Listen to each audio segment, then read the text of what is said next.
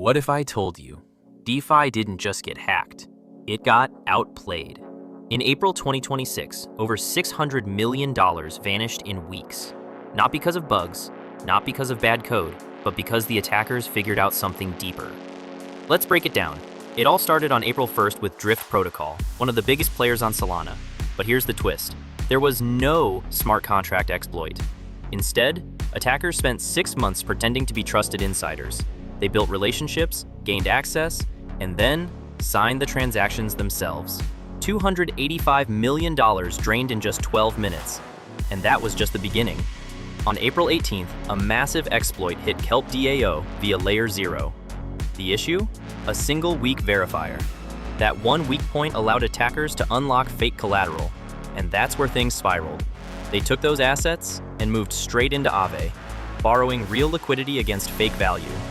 Aave reacted fast, freezing RSETH markets on V3 and V4, but the damage was already done. As a result, hundreds of millions in bad debt, billions in liquidity gone, massive panic withdrawals across the market. And it didn't stop there. In April alone, 12 or more protocols were exploited. This wasn't a hack. This was a system-wide breakdown. Here's where it gets serious. This isn't about DeFi is unsafe anymore. It's about how attacks have evolved.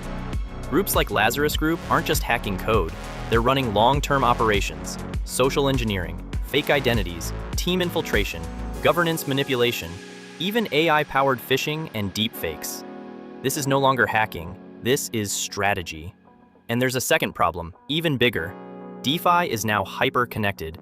Bridges, lending, restaking, oracles, they all function like one system, which means one weak point equals chain reaction.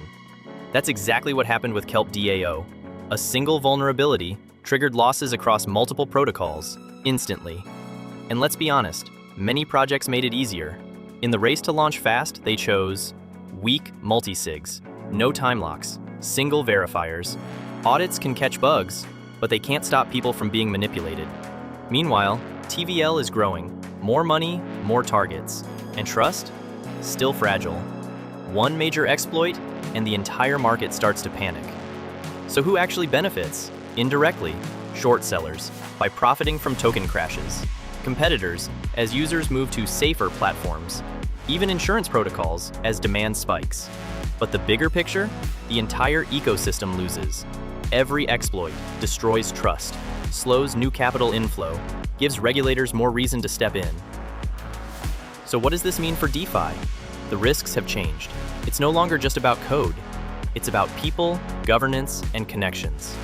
Short term, we'll see panic withdrawals, liquidity drops, market instability.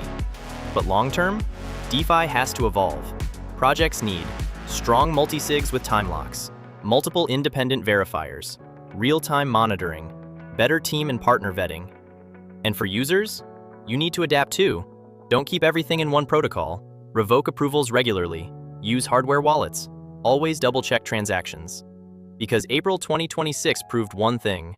Good code is no longer enough. The biggest risks now are human. And until that changes, this won't be the last crisis. If you want to understand what's really happening in crypto, not just headlines, but the mechanics behind it, like this video and subscribe to CryptoSmartHub. Because in this market, information isn't power, it's protection.